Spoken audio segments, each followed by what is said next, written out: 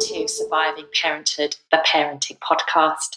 My name is Samantha Redgrave Hogg, which is a bit of a mouthful, so Sam for short, and I am forever curious about how parents survive modern day parenting and a challenger of the one-size-fits-all parenting story. This is our first ever parenting podcast, so thank you all so much for listening. In some episodes, some lovely guests will be joining us, and on those days it's all about them, but for today it's just us. So my story is I have two children, a 9-year-old girl and a 7-year-old boy. Most days I have a favourite, but that does change quite often.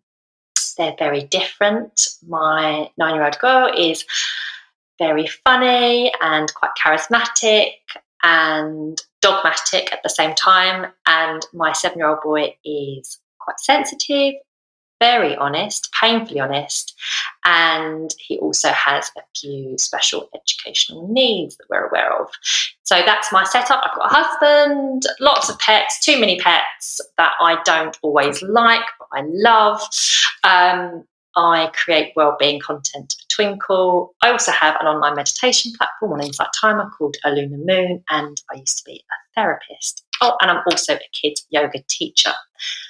That's enough about me. So let's start with our first topic, feeling judged and judging others.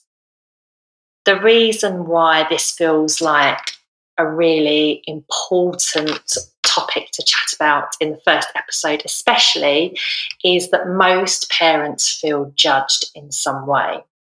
So according to a survey of 2,200 parents with children ages 5 and under conducted by the 0 to 3 organisation and the Bezos Family Foundation, 90% of mums and 85% of dads claim to feel judged, which is a lot. It is important for me to point out at this point there is a difference between sometimes feeling judged and social anxiety disorder, which is a mental health condition, a symptom of which is a ongoing, persistent, pervasive fear of being judged or watched by others. And if you feel like those feelings are ever taking over your everyday world, whatever that world looks like for you, then we would recommend you reach out to your healthcare professional.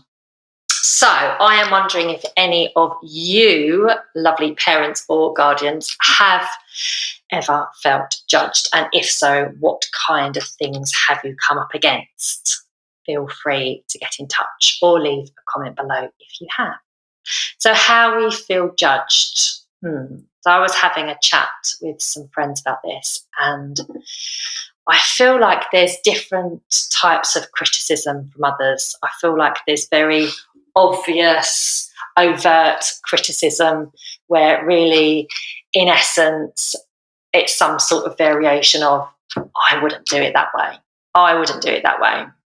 And then there's the more sort of subtle, implied, I tend to find, or doing it like this is better, or no one said it was easy, or the kind of things you hear like, my child was walking at 10 months, or I fed my baby until X amount of months. So there's that kind of judging that I'm sure many of us have come up against. And then there's what I might call the silent judging, where no one's actually saying anything, but they might be thinking it.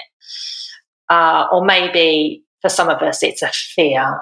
It's actually a fear of being judged rather than the reality itself, which we will talk about later.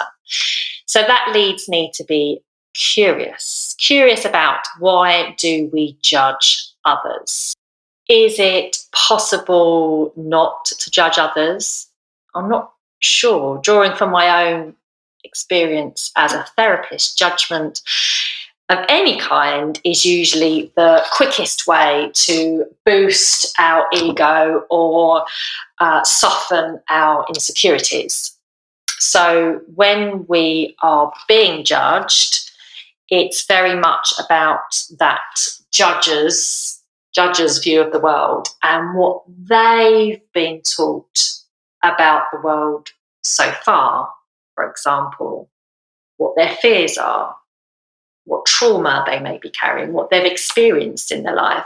And just to make it sort of parenting specific, judgment is a really great way to affirm our own parenting decisions. So, at least I'm not doing this way, phew, type thing. And if I elevate myself, then maybe I'm worthy, maybe I'm valid, which, is the ultimate quick fix for insecurity.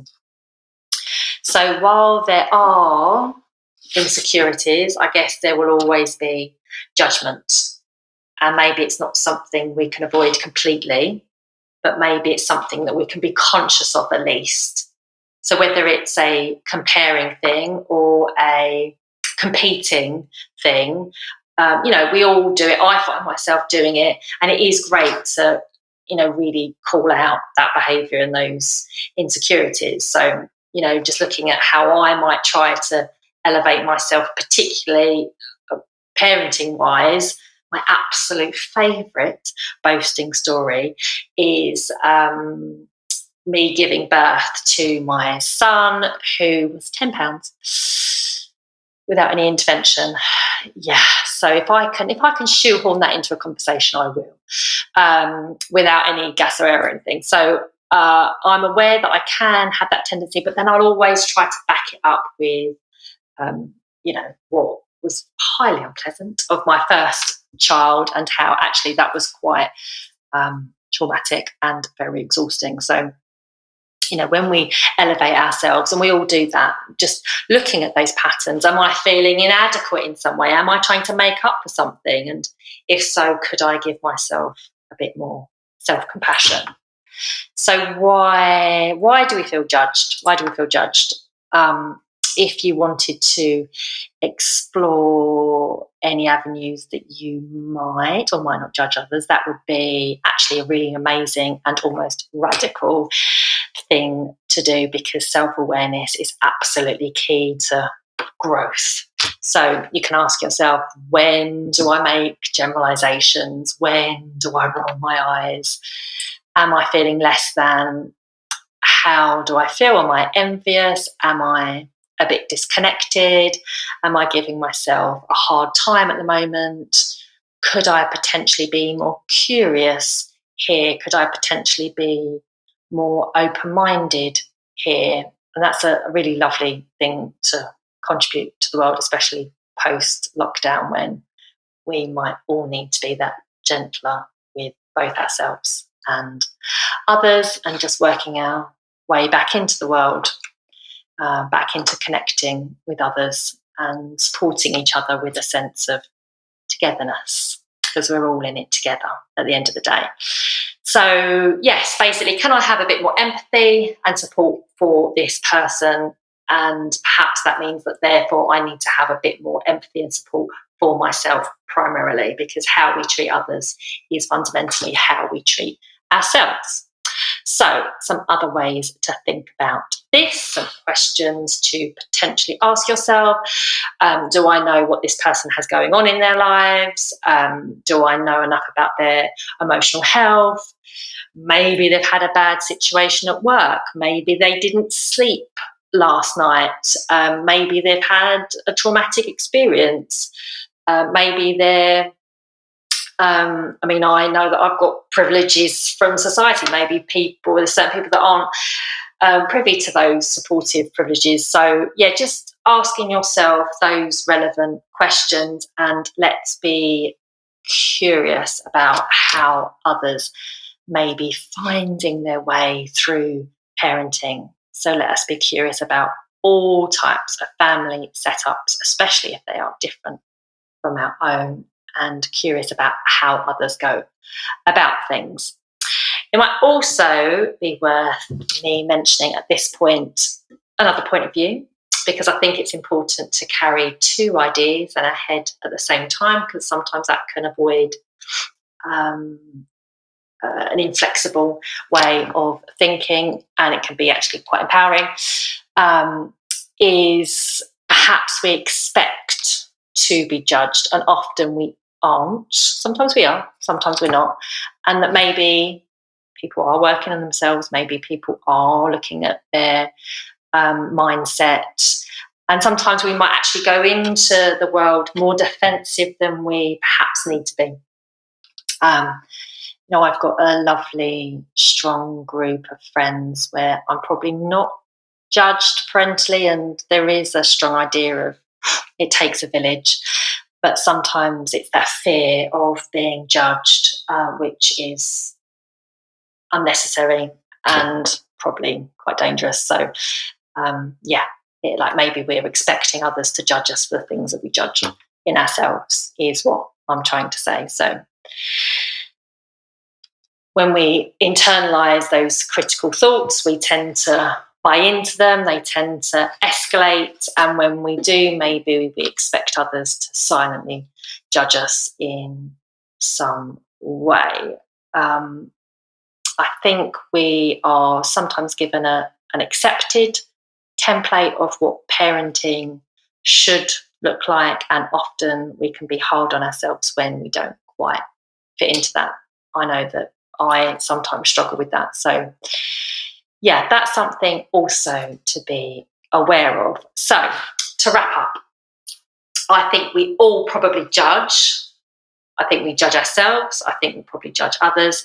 But ultimately, how we feel about others is often rooted in how we feel about ourselves, our fears, upbringing, past experiences, etc. So, my advice is this: remember the 3 C's: connection, curiosity, and compassion. Connection, curiosity, and compassion. Connecting to our community and others, how to remain curious about others, and experience a willingness to learn and allowing compassion for that person, even if it doesn't feel easy. Connection, curiosity, compassion. I hope you enjoyed our first chat. I did. How to get in touch? You can follow us or get in touch on our Twinkle Parents social media or YouTube channel. If you want to hear more, please don't forget to like this video. And if you have any thoughts, be sure to leave a comment. If you would like to leave us a positive review, because we really love the positivity, we would appreciate this enormously. We've also got some amazing empathy resources in our wellbeing section if you would like to know more, continue your journey with us. We've got some lovely guests lined up for you, so stay tuned for some more frank, open-minded and guilt-free chat.